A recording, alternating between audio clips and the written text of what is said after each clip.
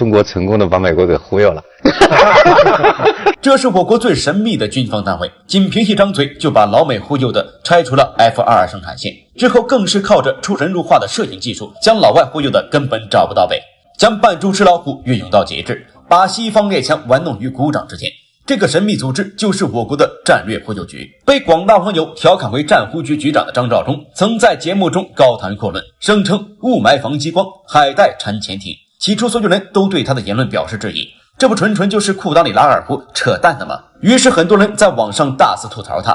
然而很快网友们就发现了，吐槽的太早了，人家根本不是那个意思。原来张局说的能缠住潜艇的海带并不是真正的海带，而是打捞海带用的那种又粗又硬的尼龙绳。这话一点都不假，毕竟我国渔民打捞到外国潜艇也不是一次两次的事情了。早在2016年，美军的潜艇就曾被我国热心渔民捞到过。而雾霾防激光这件事更是有科学依据，雾霾天气，大气中的气溶胶粒子等物质确实会因为吸收和散射作用，从而影响激光武器的正常运行。正是由于这些听上去不太靠谱的言论，让张局迅速在网上名声大噪，他本人也被网友亲切地称之为张作。而他真正火出圈，则是因为他的忽悠技能。2009年，美国财政吃紧，为了缓解这种情况，老美将目光放在了支出最多的军费上。当时美军的先进战机 F-22造价异常高，仅一架裸机就需要 1.5亿美元，再加上后续的维修保养，主打一个花钱如流水。考虑到目前世界上还没有其他国家有这么先进的设备，美国只要保证自己的战机够用就行，于是准备把 F-22生产线拆了。就在老美商量妥当，准备动机拆除生产线时，突然传出消息，中国正在研究类似的先进战机。老美内心慌得一批，唯恐我国研究出来超越他们，于是马上下令先别动工，再观察观察。然而这一观察，老美算是吃了个定心丸。张作在节目上义正言辞地表示，大家都理解错了，我们研制的次代战机并不是大家理解的那种，我们只是在歼十战机的基础上进行一点点的改进而已。不知道怎么就被传成了研制4代战机了。此话一出，不光老美放心了，我国军民们也都相信了。然而美军刚拆除生产线，2年后我军的歼20就横空出世。更令人无语的是，在研发团队的名单上，张作的名字还赫然在列。大家这才反应过来，上了张作的当，老美更是后悔的肠子都青了。其实这些操作才只是张作忽悠大业的冰山一角而已。中国成功的把美国给忽悠了。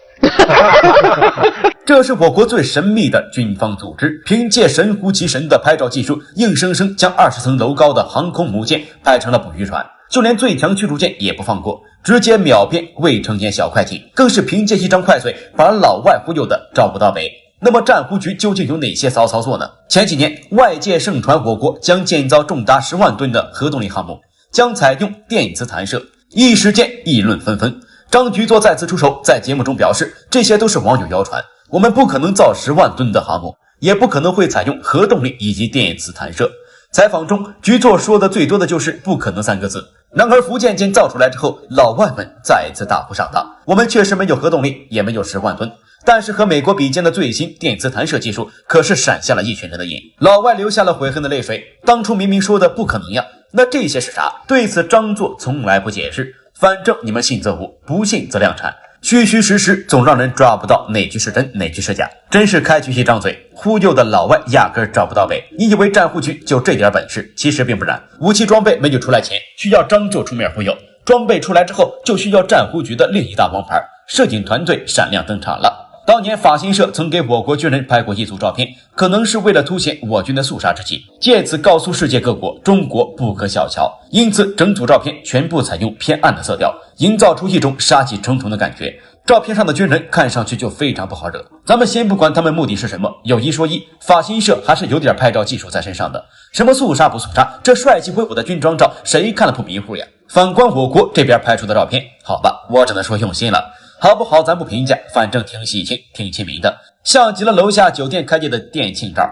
你以为他们就这点本事？天真，这些仅仅只是开胃菜而已。从我国公布的照片来看，摄影师的摄影水平一度被质疑是不是从路边随便拉出来的。外国的媒体拍到的我国设备个个巍峨高耸，然而到了战忽局手里，6万多吨的航母拍出来后，被网友戏称为小渔船，上面再披个打鱼的渔民，简直不要太贴合。再看看其他的设备，上千吨的驱逐舰被拍成了未成年的小快艇，战斗机秒变蠢萌的儿童玩具。在别国照片上威武霸气的武器装备，在我国就像是模型似的。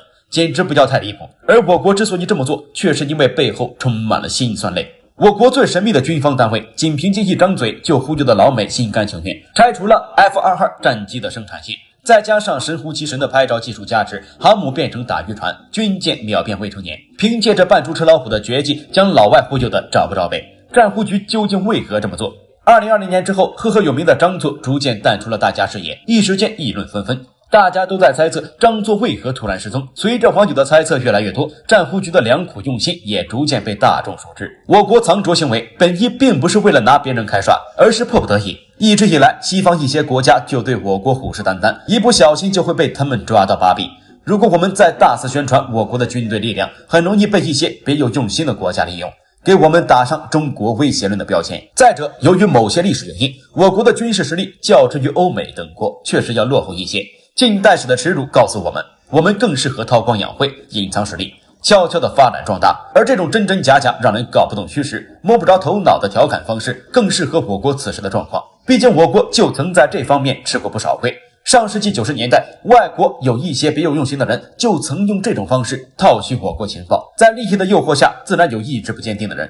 为此，我国的设计图纸可能前脚刚画好，后脚就被泄露出去了。这样出卖祖国的行为令我们损失惨重，不得不另辟他径。近年来，随着互联网的越发进步，网上不怀好意的人也越来越多。